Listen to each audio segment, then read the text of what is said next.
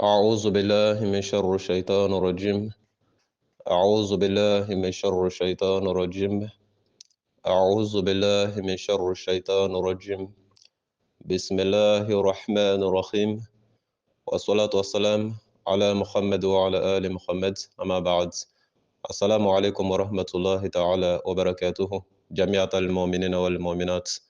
أما سنزني على تغيي مورتي على منكو ka kisi nama ɲini ala fɛ ka jidi muhamadu kan ana ka so ka tanga ɲini ala fɛ ka bɔ jugu tɔɔrɔ la n'o ye ibilisa ye ka foli se bɛɛ lajɛlen ma maa o maa de bɛ groupe les croyants sanfɛ ni wagati na n'o ye muminu ka groupe ye limaniya jɔn cɛman na musoman aw mana sɔrɔ yɔrɔ yɔrɔ ni wagati na aw bɛ assalamu alaikum warahmatullah. Bi ye alamisa ye septembre kalo tile 8 san 2022 an bɛ alamisa la septembre kalo tile 8 san 2022 le jeudi 8 septembre 2022 a bɛ bɛn silamɛya san jate silamɛya san kalo filanan n'a bɛ fɔ ma safar a tile 12 san 1444 le 12 safar 1444 Ostaz Berté ala ka waraba murutile karamɔgɔ sariyatigi Sikaso. Téléphone numéro 70 03 48 53 70 03 48 53. Groupe Les Croyants ne vocal intitulé du maï Qadriya c'est quoi? Qadriya c'est quoi? Abe famo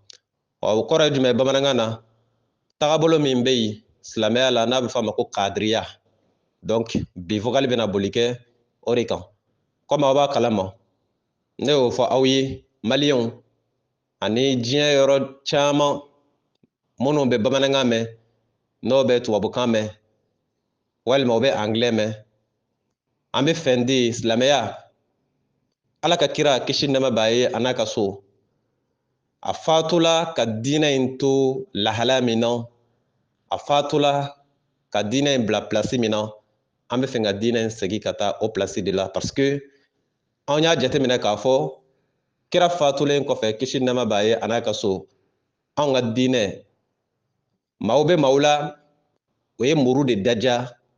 k'an ka diinɛ kɛ samasogo ye k'a fara fara fara fara fara fara dɔ taara ni woro ye dɔ taara ni kama ye dɔ taara ni sɔn ye dɔ taara ni biyɛn ye dɔ taara ni kokala ye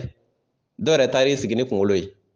Donc o farafarali min donna diinɛ na k'an ka diinɛ yɛrɛ faga k'a kɛ bolofara bolofara bolofara bolofara ka tila ka laban tuguni woro bɛ e min bolo ani kama bɛ min bolo aw ti bɛn bele k'a kun kɛ aw y'a tila aw ni ɲɔgɔn cɛ k'a fara fara bɛɛ sigin bɛ n'i ta ye sa. N'i ye min ɲininka o b'a fɔ k'ale de ta ye tiɲɛ ye. Foyi t'i bolo sama na a woro kɔ. E na se k'a fɔ ko sama b'i bolo? Foyi, a dɔ de b'i bolo. Foyi t'i bolo sama na a kama kɔ walima a ɲɛfɛsen. E na se k'a fɔ ko sama kuturu b'i bolo? Foyi t'i bolo a sen kɔ ɲɛfɛsen. Foyi t'i bolo sama na a kokala kɔ. E na se k'a fɔ ko sama bɛɛ b'i bolo? Ayi. An b'a fɔ a koni dɔrɔn de b'i bolo. Donc o exemple de b'an ka diinɛ na bi. O ye diinɛ fara fara fara fara k'a kɛ tagabolo ye ka tila k'u sigi tuguni ko olu ka tagabolo de ye tiɲɛ ye. N'i ye kadiriya mɔgɔw ɲininka o b'a f'i ye k'olu de ta ye tiɲɛ ye. N'i ye tijaniya mɔgɔw ɲininka o b'a f'i ye k'olu de ta ye tiɲɛ ye. N'i ye sufiw ɲininka o b'a f'i ye k'olu de ta ye tiɲɛ ye. N'i ye wahabiyaw ɲininka o b'a f'i ye k'olu de ta ye tiɲɛ ye. N'i ye ansardin maaw ɲininka o b'a f'i ye k'olu de ta ye tiɲɛ ye. N'i ye senangolow ɲininka o b'a f'i ye k'olu de ta y'a ye. N'i ye ahmediyaw ɲininka o b'a f'i ye ko n'olu tɛ silamɛ wɛrɛ tɛ yen. N'i ye nuridini ɲininka o kelen don. N'i ye ikimaludini ɲininka o kelen don. E bɛ k'a faamu wa? An badenw anw tɛna se k'an ka diinɛ to o farafarali in na tan an ye wulikajɔ de ta sa an ka diinɛ bɛ se ka fara ɲɔgɔn kan cogo min na woro bɛ min bolo kama bɛ min bolo ku bɛ min bolo kunkolo bɛ min bolo kulofara bɛ min bolo an badenw k'a bɛɛ ɲini k'a bɛɛ fara ɲɔgɔn kan k'a kɛ diinɛ yɛrɛ yɛrɛ ye i n'a fɔ kira nana n'a ye cogo min na an b'o baara de la kisi nɛɛma bɛ kira ye a n'a ka so o baara ti ɲɛ fiyewu fo an ka bolofara ninnu da lɛfɛ kan aw k'u ye n'a y'u ye ko ye fila de ye soit o b'u ka bolofara ninnu bila ka diinɛ yɛrɛ yɛrɛ kɛ walima aw n'a dɔ k'u bɛ kalon kan ko fila don nka min da ka di u la o ka bolofara ko in dabila o ka wa an bɛɛ ka kɛ gurupu kelen jamakulu kelen comme ala n'a kɛra y'a fɔ cogo min na ni ko jamakulu in tɔgɔ da ko muminiw limaniya jɔnw les croyants des believers a bɛ ka faamu wa bolofara in a kan ka dabila di n'a ma ɲɛ a bɛ dabila anw bɛɛ bɛ fara ɲɔgɔn kan ka jamakulu dɔ de wele ko muminiw n'a bɛ fɔ a ma tubabukan na ko les croyants k'a fɔ a ma arabukan na almuminuna k'a fɔ a ma bamanankan na ko limaniya jɔnw ni k'a fɔ a ma anglɛkan na ko the believers donc n'o jamakulu de sɔrɔla o la diinɛ bɛ kɛ gurupu ba kelen a ti fara a bɛ faamu an badenw anw ye dɔ fɔ tagabolo min bɛ yen n'a bɛ fɔ a ma ko wahabiya wahabiya nana cogo min na Mohamed bin Abdul Wahab a bangena san min na n y'a fɔ aw ye 1703 san 1703 san 1703 n'i ye ale ka bangeni jateminɛ ka kira ta jateminɛ kisi nɛɛma b'a ye a n'a ka so kira bangena san 570 donc Mohamed bin Abdul Wahab ani kira ni ɲɔgɔn cɛ a bɛ bɛn san 1133 i bɛ k'a faamu wa san 1000 san 133 o détail n y'o d'i ma donc o b'a bɔ i ye k'a fɔ wahabiya nana tilegan dere de a nana sɔrɔ silamɛya bɛ yen an badenw min ye tijaniya fana ye Sheikh Ahmed Tijani o fana bangena san 1737 walima san 1738 1737 au 1738 a bangena yɔrɔ min na n y'o détail bɛɛ di vocal la vocal min bolila tijaniya mɔgɔw kan comme bi ta bɛ kadiriya mɔgɔw de kan mais ça c'est à titre de rappel n bɛ ka wahabiya ta ani tijaniya ta n bɛ k'o kɛ à titre de rappel sinon bi ta bɛna boli kadiriya de kan i bɛ k'a faamu wa Ahmed Tijani bangena san 1737 walima san 1738 1737 au 1738 n'i y'o ni kira furancɛ ta k'o lajɛ kisi nɛɛma bɛ kira ye a n'a ka so kira min bangena san 570 i bɛna ye k'a fɔ san 1000 ni san 167 de bɛ Ahmed Tijani ni kira Muhamadu de ni ɲɔgɔn cɛ san 1000 san 100 ani san 60 ani san 7 a bɛ faamu wa 1167 san 1000 ni san 100 ani san 67 o de bɛ Ahmed Tijani n'o ye tijaniya mɔgɔw kuntigi ye a n'anw ka kira o de b'o ni ɲɔgɔn cɛ kisi nɛɛma bɛ kira ye a n'a ka so an badenw n'i y'o ta k'o lajɛ i b'a dɔn ko tijaniya nana tilegan dere a nana sɔrɔ silamɛya bɛ yen san 1000 kɔ i bɛ ka faamu wa o bɛɛ ye dalilu de ye k'a yira i la ja kira de fatulen kɔfɛ o ye diinɛ in fara i n'a fɔ ne y'a fɔ i ye cogo min na donc bi ta o tuuru bɛ kadiriyamaw de kan donc kadiriya karamɔgɔw ani kadiriya kalandenw toujours ne ye min fɔ wahabiyaw ma walima ne ye min fɔ tijaniya mɔgɔw ma donc aw fana ta bi a tɛ ka dabɔ k'aw dɔgɔya a tɛ ka dabɔ ka fitinɛ don kow la a tɛ ka dabɔ k'aw buruja a tɛ ka dabɔ k'aw sabote mais can de ye can ye anw tɛ se k'anw sigi k'an ka diinɛ to yen aw k'an ka diinɛ fara n'anw ka diinɛ farafarali n'o ma kɛ aw bolo problème ye n'an fana y'a kuma fɔ o fana man kan tɛ ka kɛ problème ye dɛ parce que a y'an ka diinɛ fara de il faut le reconnaître vous avez divisé vous avez vraiment n t'a dɔn n b'a fɔ cogo min na vous avez trop divisé cette religion là a y'an ka diinɛ yɛlɛma k'a kɛ tagabolo ye donc ni o ma digi aw la ni anw k'an b'a kuma fɔ o fana man kan tɛ ka digi aw la dɛ aw y'a faamu wa an bɛna lajɛ kadiriya nana na cogo min na o ɲɛmɔgɔ n'o ye Abdulkadir Jilani a bangena wagati min na a fatula wagati min na kadiriya yɛrɛ sinsinna cogo di san joli de bɛ ani kira Muhamadu cɛ an bɛna don a détail bɛɛ kɔnɔ k'a yira aw la i n'a fɔ an ye wahabiyaw kuntigi n'o ye Mohamed bin Abdul Wahab ale bangena cogo min na a fatula cogo min na ani ko ninnu nana na cogo min na an y'a détail bɛɛ di aw ma.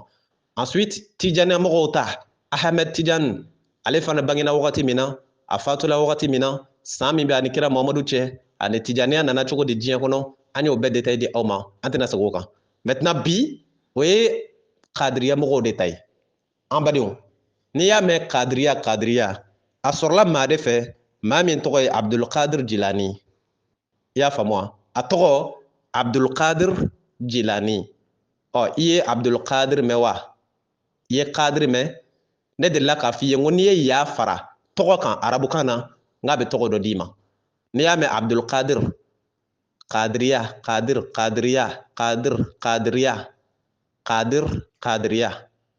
e bɛ k'a faamu wa Abdulkadir kadir min bɛ a tɔgɔ kan dɛ Abdulkadir kadiriya i n'a fɔ n'i ko Ahmed Tidiane Tijaniya Ahmed Tidiane Tijaniya i n'a fɔ n'i ko Ahmed Ahmediya ɔ Abdulkadir kadiriya donc ya farala kan a tɔgɔ kan dɔrɔn a kɛlen ka taga bolo ye an badenw a bangena san 1777 1077 walima san 1778 i bɛ ka faamu wa a bangena 1077 ou bien 1078 san 1777 walima san 1778 a bɛnna mars kalo tile 23 de ma le 23 mars 1077 walima le 23 mars 1078 a bɛ faamu wa a bangena dugu min na o ye Jilan ye Jilan bɛ Iran de fɛ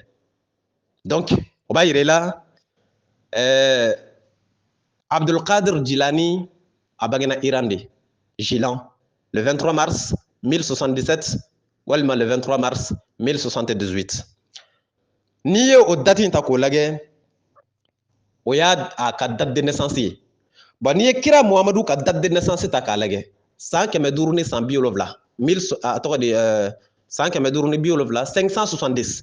Muhamadu bangena à l'an 570 ɔ Abdulkadir Jilani ale bangena 1077 ou bien 1078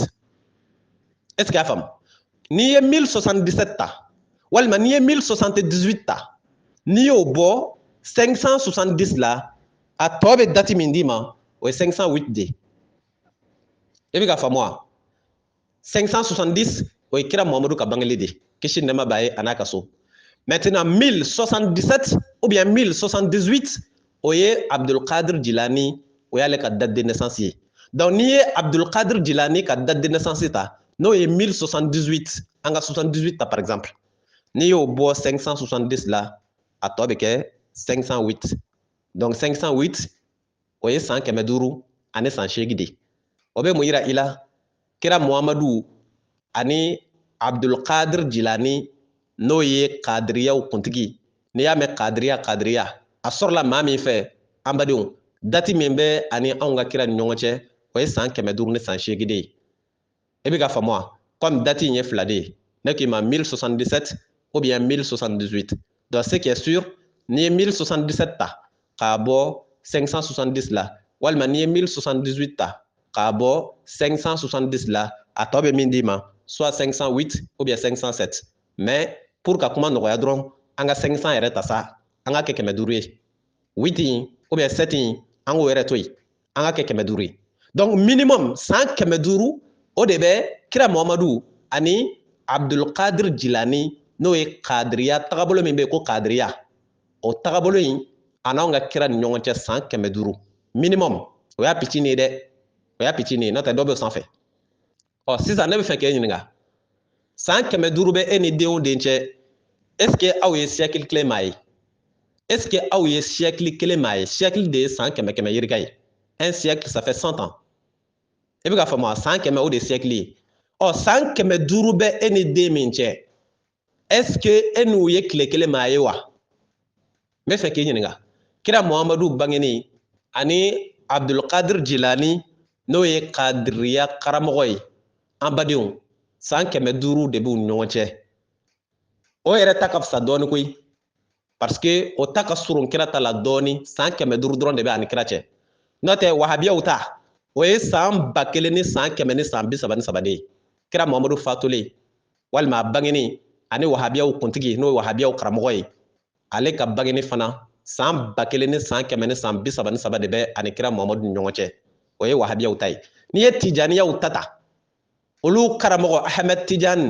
an'anw ka kira ka date de naissance san 1000 ni san 100 ni san 67 de bɛ o ni ɲɔgɔn cɛ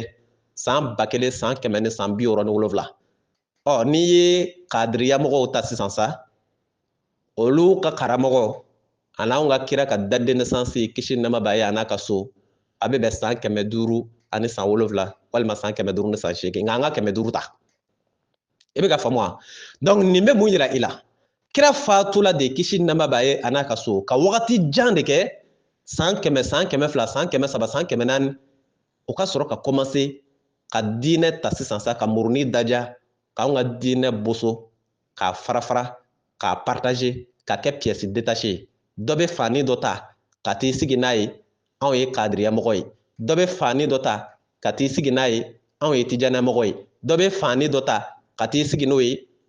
olu ye sufiw ye dɔ bɛ fani dɔ ta ka t'i sigi n'o ye olu ye ahmediyaw ye dɔ bɛ fani dɔ ta ka t'i sigi n'o ye fo ka na bila anw bɛ wagati min na dɔw fana bɛ yan Nuruddin Ikmaludin Ansardin Senangolo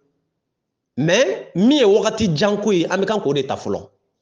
i bɛ ka faamu wa min ye wagati jan ye san 100 yirikaw ani san 1000 an bɛ k'olu de ta kɛ fɔlɔ i n'a fɔ wahabiyaw i n'a fɔ tijaniyaw i n'a fɔ kadiriyaw mais ni tuuru nana se anw ka tilegan dere tigiw ma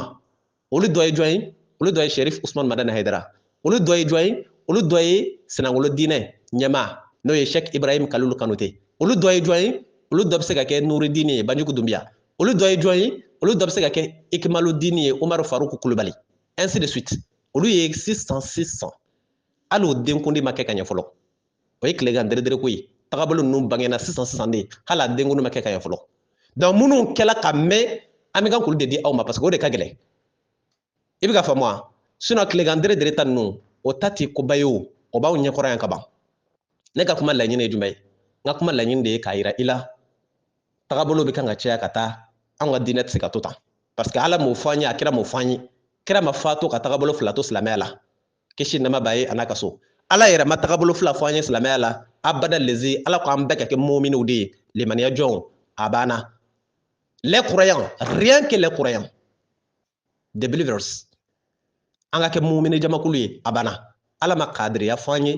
ala ma wahabiya fɔ an ye a ma tijaniya fɔ an ye a ma sufiya fɔ an ye a ma ahmadiya fɔ an ye a ma senangoloya fɔ an ye a ma nuruddin fɔ a ma ikimaludin fɔ a ma ansardin fɔ a ma hey i b'a tɔ dɔn i t'a tɔ dɔn ala ma ni si fɔ y'a dɔn aw b'a mɛn o da ko kira ko kisi nɛɛma b'a ye a n'a ka so ko ni diɲɛ wuli wagati sela ko diinɛ bɛna fara fara fo tagabolo 70 ni kɔ k'a bɛɛ bɛ jahanama kɔnɔ fo kelen an b'a tile la bi dɛ wa n bɛ ka o kelen de ɲini k'o yira aw la o kelen ti dɔwɛrɛ ye n'aw ye jamakulu min ye ko muminiw ko limaniya jɔn les croyants jamakulu min ma tɔgɔ wɛrɛ da yɛrɛ la i n'a fɔ wahabiya i n'a fɔ ansar i n'a fɔ tijaniya i n'a fɔ kadiriya i n'a fɔ sufi i n'a fɔ ikimaludin i n'a fɔ hey ala ko jamakulu kelen min n'ale b'a sidɔn kuranɛ kɔnɔ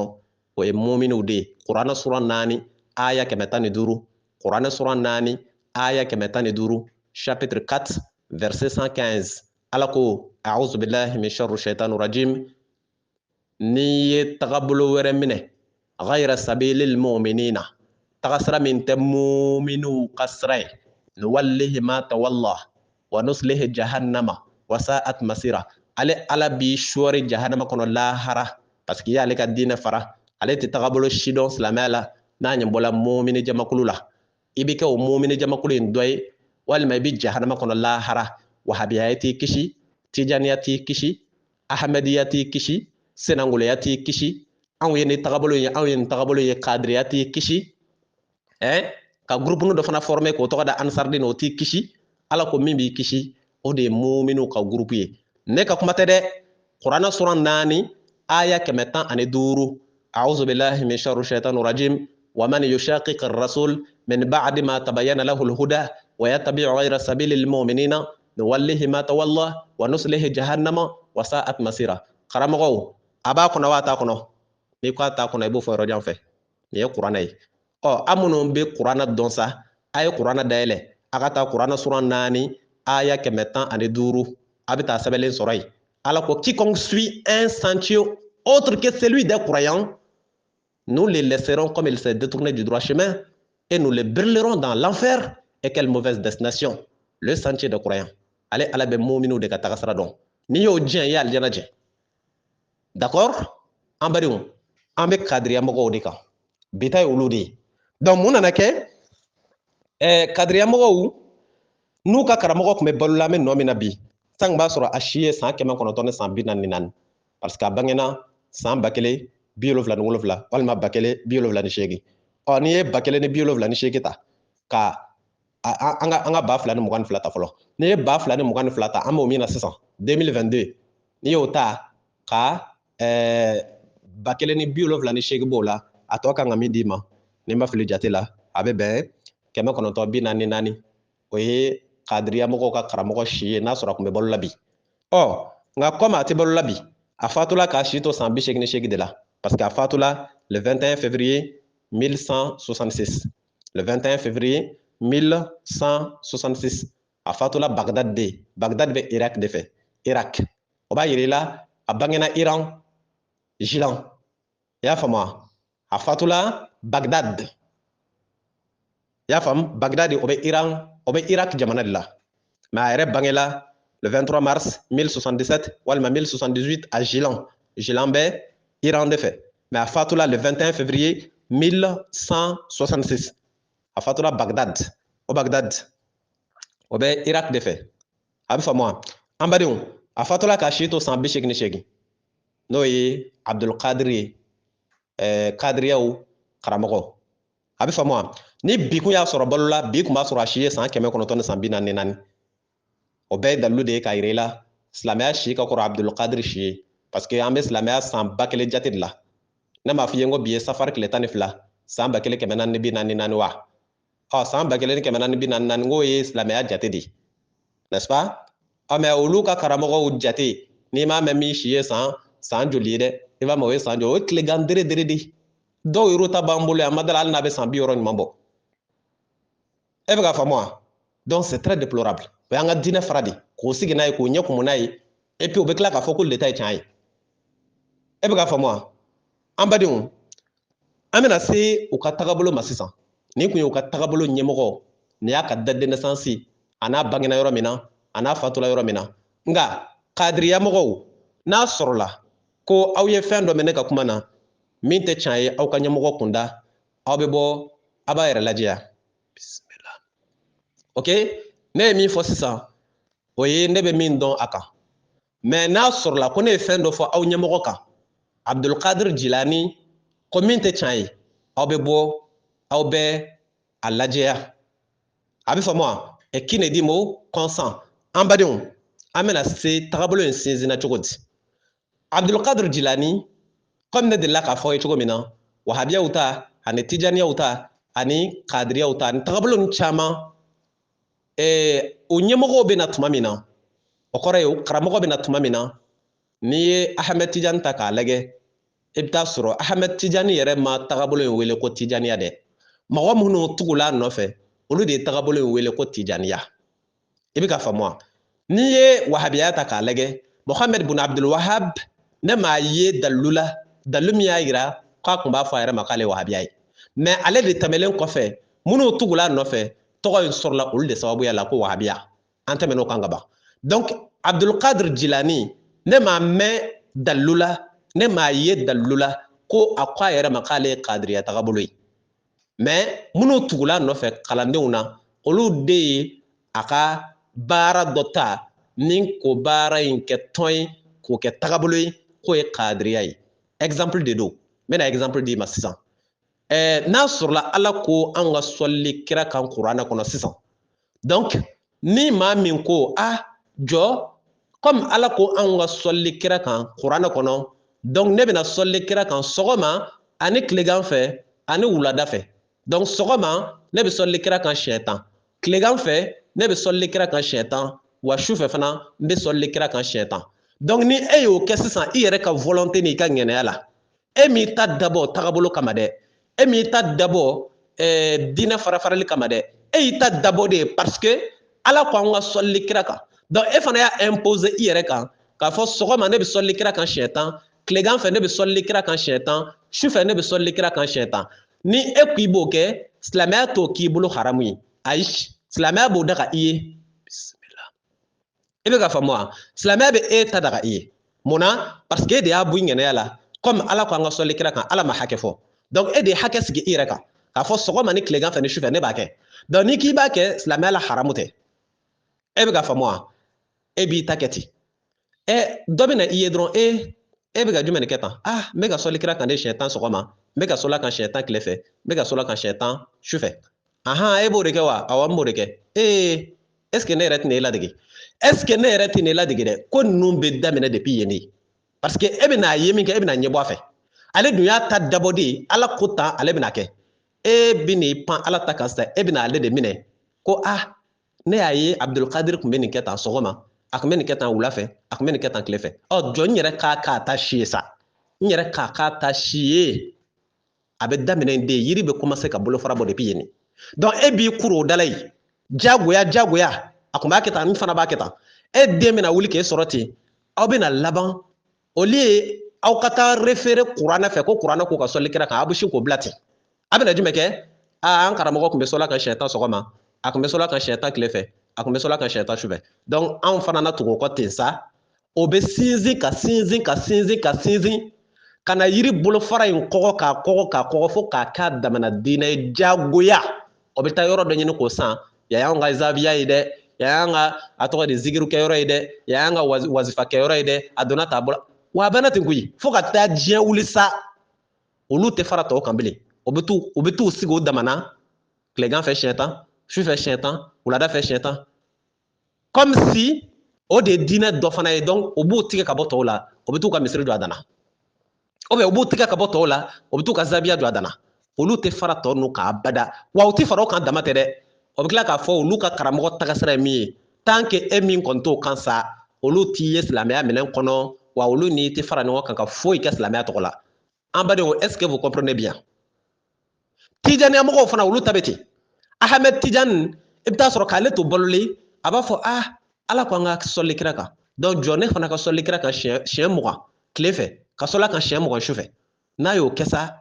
mɔgɔ minnu mana sɔn ale ye o bɛ sin ka diyagoya in ta sisan k'o kɛ tagabolo ye k'o kɛ tijaniya ye olu fana bɛ t'u ka misiri jɔ a danna nin ye tijaniya mɔgɔw ka misiri ye ou bien y'an ka wazifa kɛyɔrɔ ye ou bien a donna t'a bɔla tan k'o fara ka bɔ tɔw la abada olu tɛ fara tɔw kan abada bilen wa o tɛ tɔw fana jate silamɛ ye e bɛ k'a faamu wa o de kama ko in tiɲɛyɔrɔ ma bɔ ɲɛmɔgɔ kunda dɛ ko in tiɲɛyɔrɔ belebeleba bɔla kɔmɔgɔ kunda de parce que ɲɛmɔgɔ ninnu caman b'u ta kɛ ala ko an k'a kɛ ne bɛ nin kɛ n yɛrɛ kan or silamɛya dunna n'ala ko i ka sɔli kira kan ni ala ma hakɛ fɔ ne ko ko n bɛna n ta kɛ siɲɛ 10 sɔgɔma n bɛ n ta kɛ siɲɛ 10 wula fɛ n bɛ n ta kɛ siɲɛ 10 su fɛ silamɛya tɛ se k'e diyagoya k'e k'a dabila walima silamɛya yɛrɛ t'a fɔ i ye k'o ye haramu ye o ye de ka fɛn diyagoyalen i yɛrɛ kan mais a bɛna kɛ haramu ye tuma jumɛn ni a nana yɛlɛma ka kɛ tagabolo ye ka na yɛlɛma ka k'a damana groupe ye farafarali bɛ na o de la parce que aw tɛna ɲɔgɔn ye bilen o de kama aw b'a ye chaque fois i b'a mɛn ko a tɔgɔ de gouverneur dɔ ye misiri dɔ datugu yɔrɔ dɔ la parce que wahabiyaw ni tijaniya mɔgɔw tun bɛ misiri kɔnɔ o ma bɛn o kɛlɛ la mun y'u kɛlɛ ala ko m'u kɛlɛ kira ko m'u kɛlɛ ni ye wahabiyakɛ ɲininka ale b'a f'i ye ko Muhamɛd bin Abdul Wahab ko tan i bɛ k'a faamu wa n'i ye tijaniya mɔgɔ ɲininka ale b'a f'i ye ko Ahmed Tijani ko tan donc par conséquent idée fila in tɛ ɲɔgɔn ye bɛɛ dun dan b'i ka karamɔgɔ ta la donc finalement la mosquée elle est fermée o bɛ muru ta ɲɔgɔn nɔfɛ o bɛ ɲɔgɔn faga ka sɔrɔ zéro à la base n'i ye kadiriya mɔgɔw ta ka sufiw ta kadiriya mɔgɔw bɛna f'i ye ko anw y'a mɛn an ka karamɔgɔ ka tagasira la Abdulkadir Jilani k'a bɛ tan sufiw bɛna fɔ ayi a bɛ tan olu tɛ ɲɔgɔn ye abada donc o min bɛ sen na an badenw c'est un combat très colossal un combat très rigide très très difficile que je mène là ne b'a dɔn a ka gɛlɛn mais o tɛ ne kɛ k'a dabila dɛ mɔgɔ minnu mako bɛ diinɛ na n'u mako bɛ lahara la olu bɛna can dɔn a sen fɛ a bɛ faamu wa a bɛ se ka digi tagabolo tigiw caman na nka sɔsɔbali don dɛ a bɛ faamu Ustaz Berti an badenw a bɛ se ka digi tagabolo caman de la nka sɔsɔbali don dɛ a bɛ faamu wa Ustaz Berti ala ka waraba murutilen karamɔgɔ sariya tigi Sikaso téléphone numéro 70 03 48 53 70 fu ani saba 48 50 ani saba o kɛ kun ye jumɛn ye kuma min bɛ fɔ tigi ka y'a la moi je suis pas caché hein pour que n ka dɔn quoi a ka dɔn mɔgɔ min bɛ ka fɔ ɔ ni min ma sɔn yɔrɔ min ye n bɛ yan n ma sa fɔlɔ an badenw an bɛna se n bɛna exemple dɔ d'i ma sisan pour que k'a yira nin ko in tɛ silamɛya kunda dɔrɔn dɛ hali chrétien la y'a dɔn anw ka kira fatulen kisi nɛɛma b'a ye a n'a ka so o ye diinɛ fara k'a kɛ bolofara ye wa chrétien fana na nabi Isa tuma min na Ala y'a bɔ anw cɛla n'a tɛ dugukolo kan bilen an k'a fɔ cogo la fɔlɔ parce que n tɛ fɛ ka don détail kɔnɔ a sala a ma sa n tɛ fɛ ka don o kɔnɔ fɔlɔ an badenw Isa nana a ye wele da a kɛlen ka wele da a ma wele fila da chrétienw ye n'o ye bɛnni sarilakaw ye fɔ dɔrɔn a ye Ala bato Ala min ye ale Isa ma ye Ala min ye ale Isa yɛrɛ ka Ala ye o kɔrɔ ye a kan bɛ Alaba de ma n'o ye sankolotigi ni dugukolotigi i bɛ ka faamu wa Isa y'o de wele da bɛnni sarilakaw ye k'a fɔ u ka Ala bato Ala min ta ye sankolo ye Ala min ta ye dugukolo ye Ala min bɛ su ko Ala min bɛ dugu jɛ Ala min ye ale Isa yɛrɛ dansa o ko o Ala bato mun nana kɛ Isa y'o wele da chrétienw cɛla k'a da mun nana kɛ Isa fatulen sisan le terme est lâché an k'a fɔ Isa bɔlen sisan sa n'est-ce pas fatulen ni fatubali an tɛ fɛ ka don o kɔnɔ fɔlɔ parce que n'an ko an bɛ don o kɔnɔ dɔrɔn n'i ma diya an bɛna sira fara n'est-ce pas an badenw tuma min na Ala ye Isa bɔ anw cɛla yan ni k'a bɔ dugukolo kan ka taa n'a ye n'est-ce pas k'a kɔrɔta ka taa Ala yɛrɛ bara mun nana kɛ chrétienw sɔrɔla yen minnu ye Isa bɔ adamadenya la ni k'a kɛ Ala den ye chrétienw y'o sɔrɔla yen minnu ye Isa bɔ aladenya yɛrɛ la ni k'a kɛ Ala yɛrɛ ye chrétienw sɔrɔla yen ainsi de suite ça veut dire que la division est venue plutôt après que Isa ait quitté sinon Isa ɲana ma ɲana a tɛ sɔn abada o k'a fɔ ale ma k'ale ye Ala ye a tɛ sɔn abada o k'a fɔ ale ma ko ale ye Ala den ye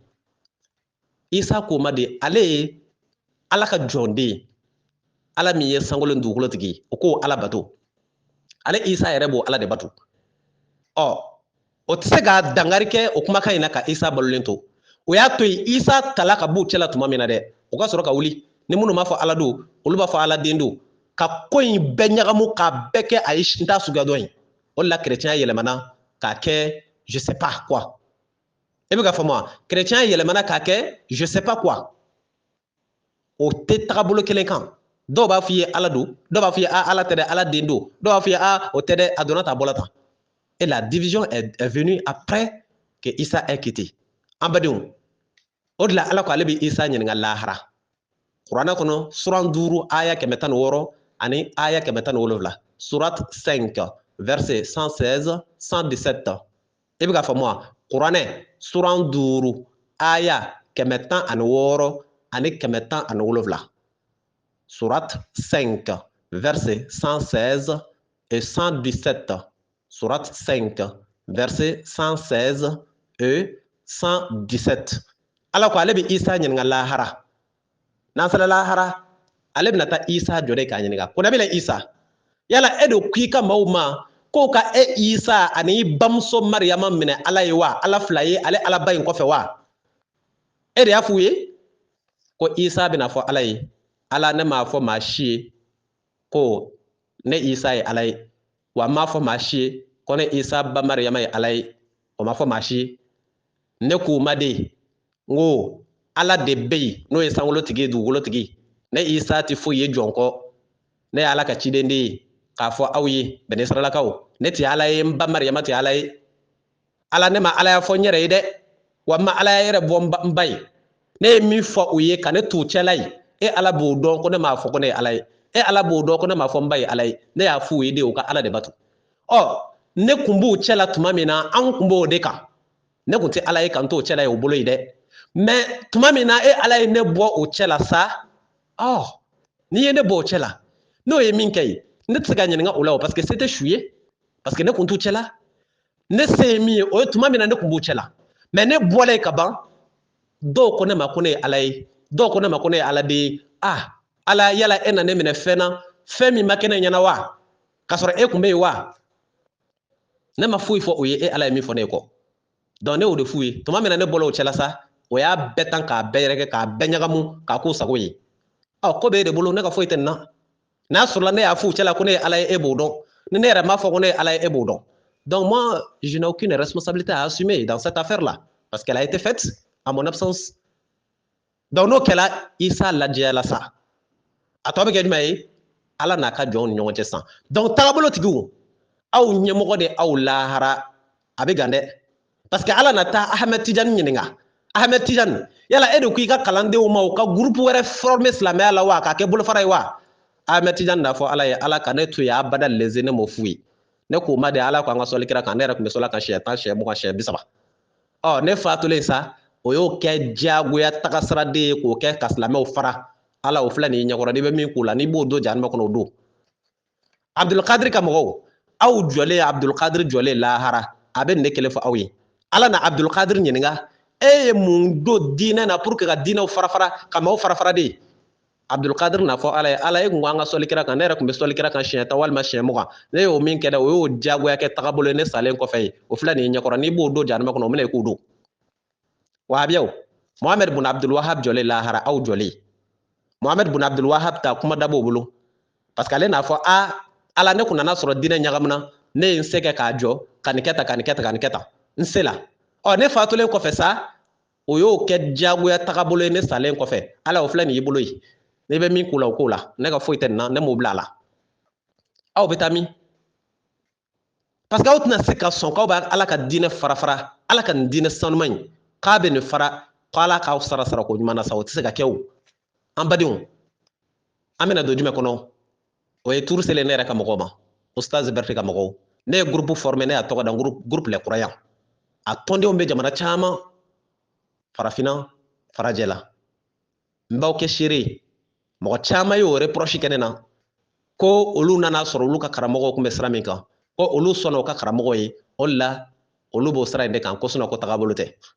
ne ko k'a fɔ i ma k'i ye tijaniya ye o tɛ tagabolo ye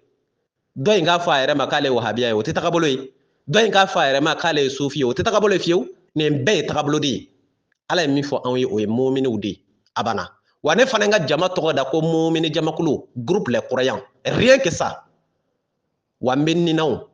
n fatulaw ne b'o de seereya ala kɔrɔ ne b'o de garanti ala kɔrɔ k'a fɔ ala e ko kuranɛ kɔnɔ sura 4 aya 115 k'i tɛ jamakulu si dɔn ni mumini jamakulu tɛ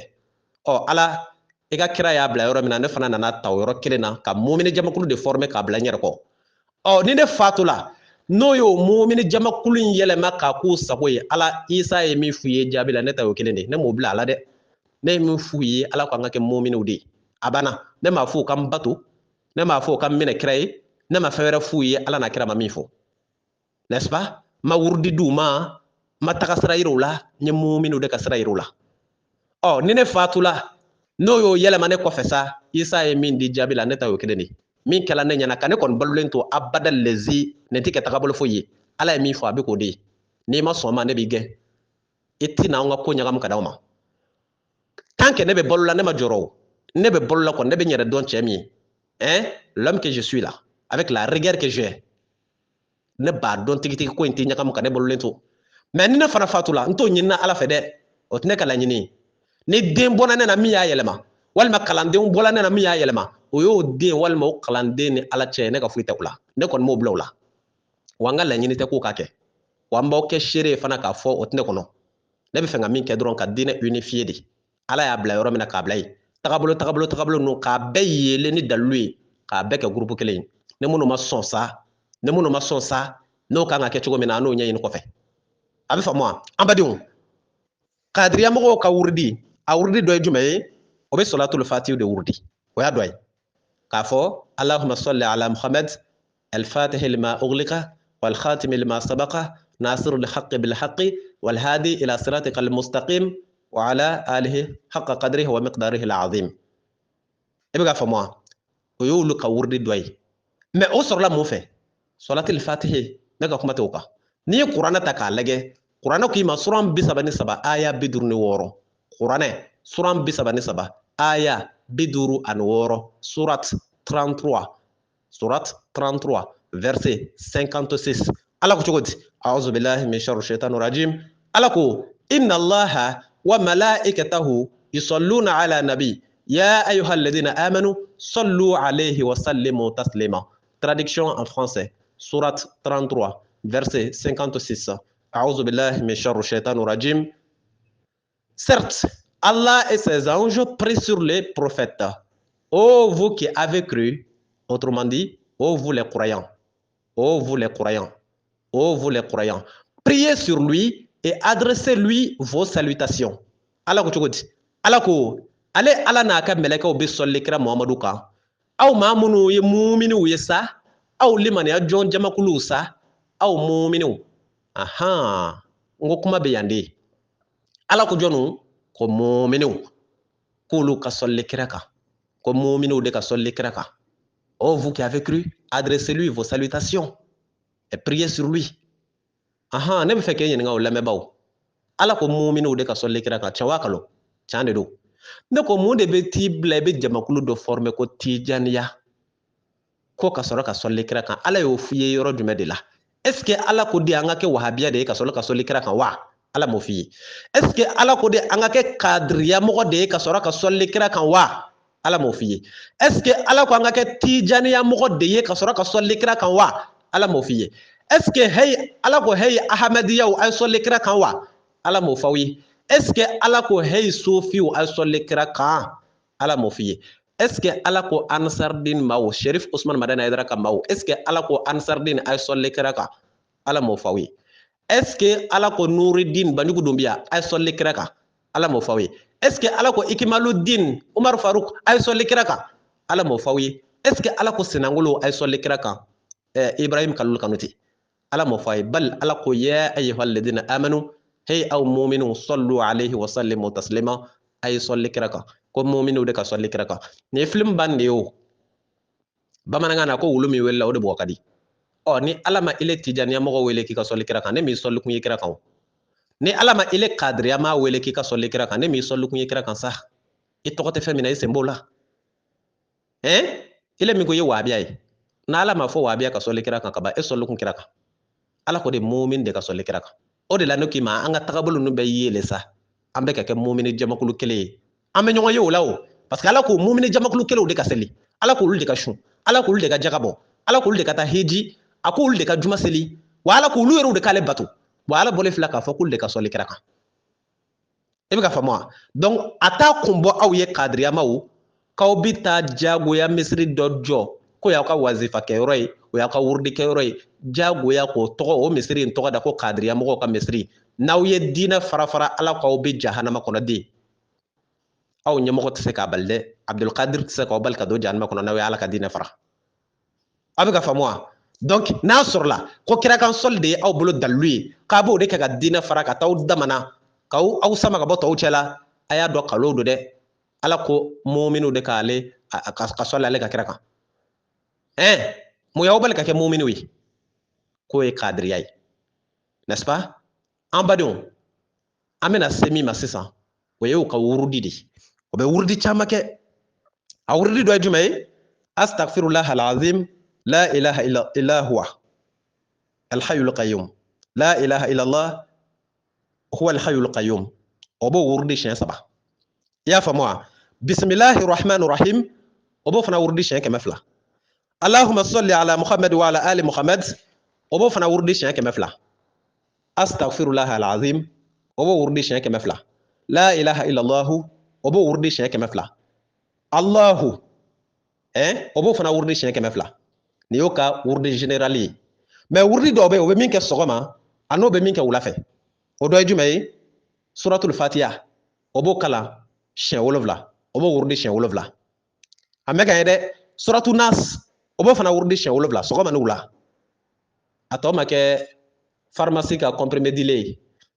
2 ta sɔgɔma i ka 2 ta wula fɛ i ka 2 ta su fɛ n'est-ce pas o de yɛlɛmana kɛ diinɛ ye quoi a ma ban o bɛ min fana kɛ sɔgɔma ni wula an badenw a dɔ ye suratul falaki ye siɲɛ 7 sɔgɔma ni wula o bɛ min fana kɛ sɔgɔma ni wula suratul kafirun siɲɛ 7 sɔgɔma ni wula ayatul kursi siɲɛ 7 sɔgɔma ni wula subhanallahi la ilaha illallah allahu akbar la hawla wala quwwata illa billahi al-ali al-azim siɲɛ 7 e bɛ ka faamu wa mais an bɛna kuma surunya ni fɛn fɛn fɔla i ye ko bɛ nin kɛ sɔgɔma ni wula siɲɛ 7 sɔgɔma ni wula siɲɛ 7 an bɛna taa kuranɛ de kɔnɔ ka taa jateminɛ ne m'a fɔ nin fɛn fɛn fɔla ta ko nin bɛɛ ye kalon ye dɛ n'i ko Allahu akbar i ma kalon tigɛ o ye tiɲɛ yɛrɛ yɛrɛ de fɔ n'i ko astaghfirullah al-azim i ma kalon tigɛ o ye tiɲɛ yɛrɛ yɛrɛ de fɔ o kɔrɔ ye ko i bi yafa deli Ala fɛ n'i ko la ilaha illallah i ma kalon tigɛ o ko ma wɛrɛ tɛ Ala kɔ n'i ye ayatal kursi kala o ye kuranɛ kalan de ye i ma jurumu kɛ n'i ye suratu nasi kala sɔgɔma ni wula o ye kuranɛ kalan de ye i ma jurumu kɛ i bɛ ka faamu wa n'i ye suratul fatiha kala sɔgɔma ni wula i ma jurumu kɛ n'i ye suratul fatiha kala siɲɛ 70 i ma jurumu yɛrɛ kɛ koyi nka kuma in bɛ min Ala ko jɔn o de ka zikiru yɛrɛ kɛ kuranɛ kɔnɔ Ala ko suma wurdi Ala ko suma Ala ko jɔn o de k'a kɛ kuranɛ kɔnɔ kuma bɛ yen de est ce que Ala ko kadiriya mɔgɔw ayi est ce que Ala ko tijaniya mɔgɔw wa ayi est ce que Ala ko a tɔgɔ de wahabiyaw ayi Ala ye jamakulu dɔ de ta tɔgɔ ma ko olu jamakulu de ka ale Ala ko suma olu jamakulu de ka zikiru kɛ o ka Ala subhanalahi fɔ kɛ o ka Ala yafa deli o ka tobi ka taa Ala ma ainsi de suite an balimaw i bɛna dɔn o de senfɛ ko jaa Ala ye jamakulu min wele ninnu ma o ta kɛ ten dɛ o taara o yɛrɛ fara k'o yɛrɛ bila kɛrɛfɛ de ka tɔgɔ dɔ da o yɛrɛ la tɔgɔ min ni Ala m'o da o la parce que i bɛ kuranɛ lajɛ tagabolo ko kadiriya abada i t'o y'a kɔnɔ i bɛ kuranɛ bɛɛ lajɛ tijaniya tagabolo i t'o y'a kɔnɔ i bɛ kuranɛ bɛɛ lajɛ sofiya tagabolo i t'o y'a kɔnɔ i bɛ kuranɛ bɛɛ lajɛ a tɔgɔ de wahabiya tagabolo i t'o y'a kɔnɔ i bɛ kuranɛ bɛɛ lajɛ senangoliya tagabolo a t'a kɔnɔ i bɛ kuranɛ bɛɛ lajɛ ansardini tagabolo a t'a kɔnɔ i bɛ kuranɛ bɛɛ lajɛ ahmadiya tagabolo a t'a kɔnɔ i bɛ kuranɛ bɛɛ lajɛ ikimaludini tagabolo a t'a kɔnɔ i bɛ kuranɛ bɛɛ lajɛ nuridini tagabolo a t'a kɔnɔ min b'a kɔnɔ hey muminu o bɛ ne si dɔn a y'a f'u ye ko ne bɛ ka min fɔ ko ni kalo don dɔ k'i kan bɔ ni dalilu ye dɔ k'i kan bɔ an badenw ɲɛ tɛ donni ta a bɛ fɛn giriman dɔn Ustaz Berete tɔgɔ fɔli an badenw dɔnnibaa min ye fɔ n'i tɛ ne dɔn dɛ n'o tɛ ba dɔ de qu'il s'agit a bɛ faamu wa an bɛna min kɛ an bɛ taa kuranɛ de lajɛ wurudi minnu n'a bɔla ka fɔ sisan est ce que Ala ko kadiriya mɔgɔw de ka la ilaha illallah fɔ wa est ce que Ala ko kadiriya mɔgɔw de ka sɔli kira kan wa an tɛmɛn'o kan ka ban sɔli ta o banna parce que Ala ko mu'minu de ka sɔli kira kan an bɛna taa kuranɛ kɔnɔ ka taa lajɛ Ala ko jɔnw yɛrɛ de ka zikiru kɛ sa Ala ko jɔnw de k'a fɔ astaghfirullah Ala ko jɔnw de k'a fɔ la ilaha illallah Ala ko jɔnw de k'a fɔ la hawla wala quwwata illa billah an ka kuranɛ dayɛlɛ an ka taa kuranɛ sura 4 aya 103 bɛɛ y'o yɔrɔ ye wa kuranɛ sura 4 aya 103 surat 4 verset 103 a ye kuranɛ dayɛlɛ pour que a bɛ kɛ ne seere ye aw k'a dɔn ne bɛ ka min fɔ aw ye lɛkɛsɛ don kuranɛ sura 4 aya 103 surat 4 verset 103 Ala ko cogo di a'udhu billahi min sharri shaitanir rajim fa iza qadaytumus salah fazkurullaha qiyaman wa qu'udan wa ala junubikum fa iza atma'nantum faqimus salata inna salata kanat 'alal mu'minina kitaban mawquta. Traduction en français surat 4 verset 103 a'udhu billahi min sharri shaitanir rajim. Et quand vous avez accompli la prière, invoquez Allah debout, assis ou couché sur vos côtés. Et lorsque vous vous sentez en sécurité, accomplissez normalement la salat, car la salat demeure une prescription pour des croyants, pour les croyants à des temps déterminés. Traduction en anglais. Chapter number 4, verse number 103. And when you have accomplished the prayer, remember God standing, sitting, or lying on your sides. And when you have security, accomplish the prayer normally,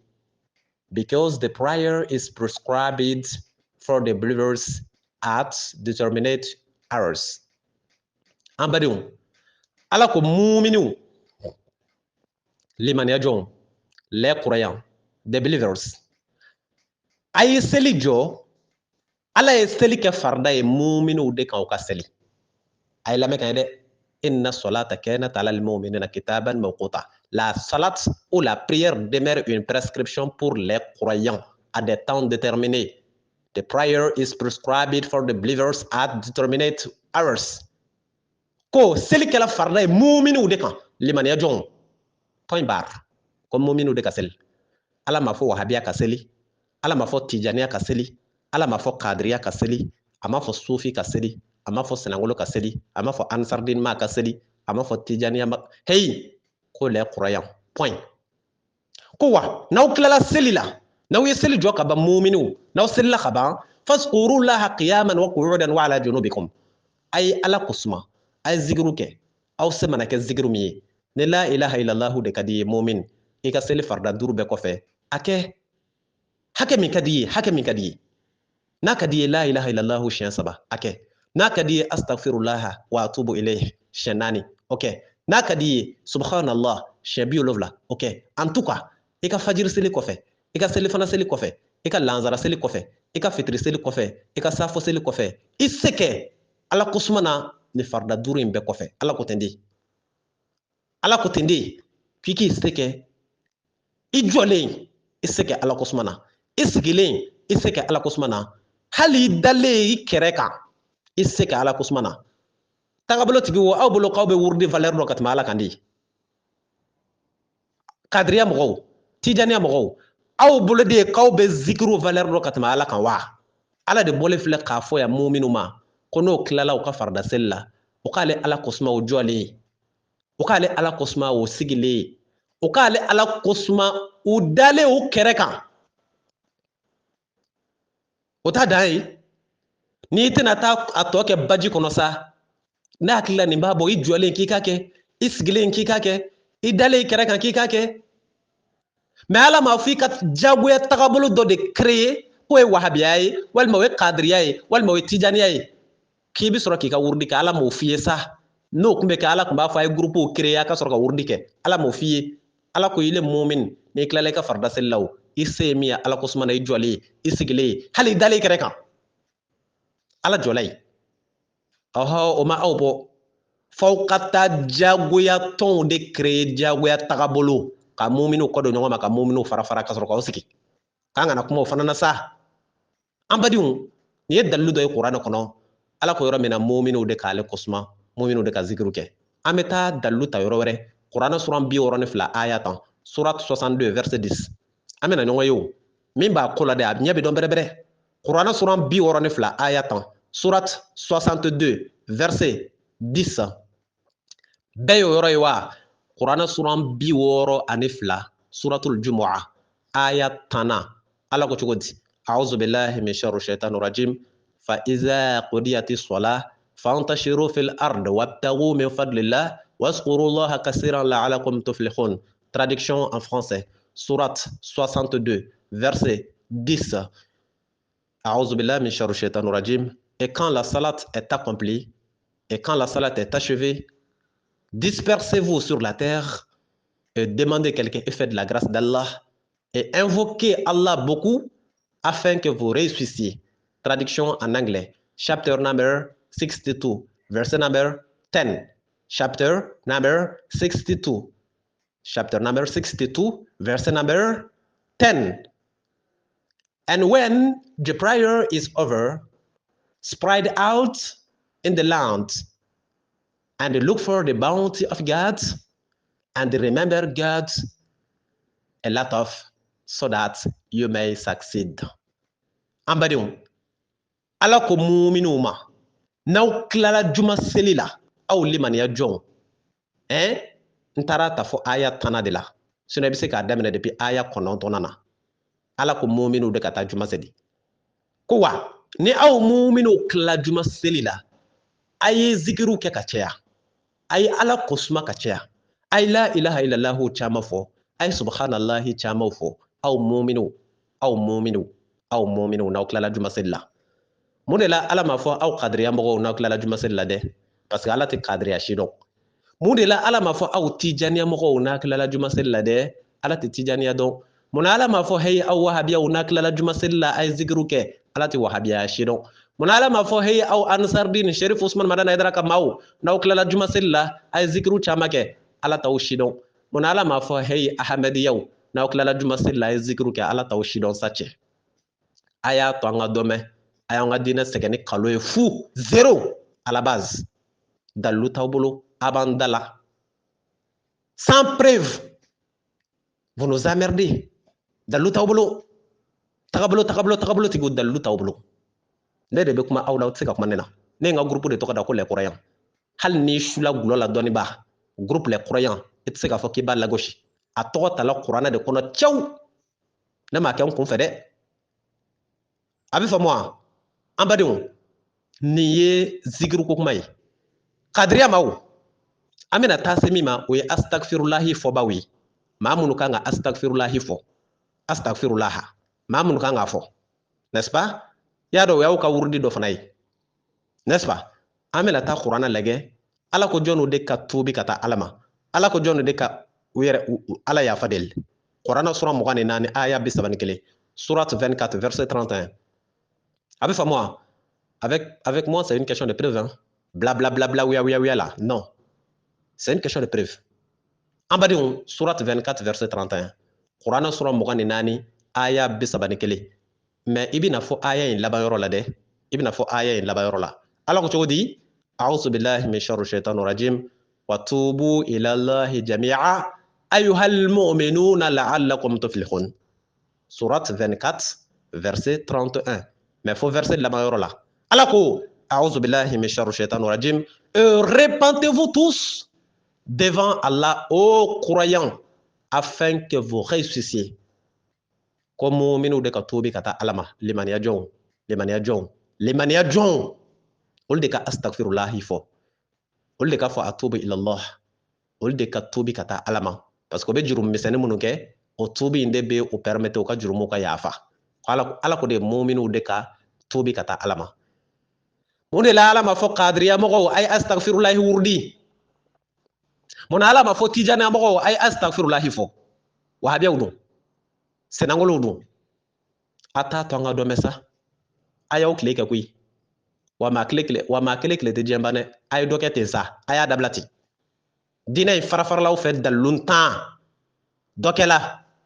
an mako b'an ka diinɛ complet de la sisan wa cɛ si ka n'i jɔ an ɲɛ o récupérer tɔ la dɛ n'o tɛ an bɛ yɛlɛ kan ka tɛmɛ dɛ min dagadi la sɔn accepte en toute simplicité hein il faut obtempérer en toute simplicité n'i ma sɔn o ma dun anw bɛ ka wuli ni fundani min ye an b'i dɔn ka tɛmɛ dɛ an bɛ yɛlɛ kan ka tɛmɛ dɛ parce que anw ɲɛ bɛ an ka diinɛ de la an bɛ fɛ k'a regrouper de anw ɲɛ tɛ maa si ɲɛda la dɛ an badenw min tun bɛ n bolo ka fɔ kadiriya kan